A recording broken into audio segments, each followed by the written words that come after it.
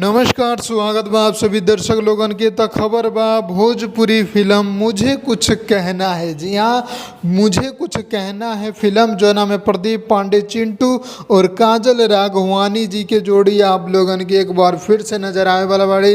ई फिल्म के 2 poster release हो चुकल बा, साथ ही साथ फिल्म के ऑफिशियल ट्रेलर के भी अपडेट सामने आ गए बा। जी हाँ, आप सब ई सामने स्क्रीन पर पोस्टर देख सकतानी जोना में साफ साफ तौर पर लिखल बा कि 1 जुलाई सुबह 11:30 पर जो नेकर ट्रेलर बा उ DRJ records Bhojpuri YouTube channel पर आप लोगन के देखे के मिल जाई।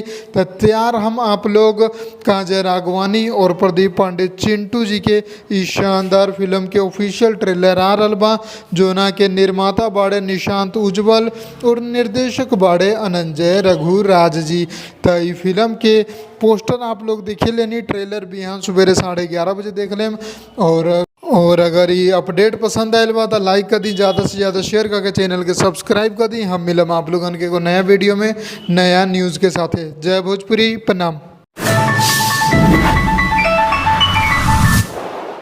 लाल बटन के दबा के अपने के चैनल के सब्सक्राइब कर ली और सभी खबर सबसे पहले देखे खातिर एक घंटे के बटन के भी दबा दी, ताकि जितना भी खबर डालम आप सबसे पहले फ्री में देख लें।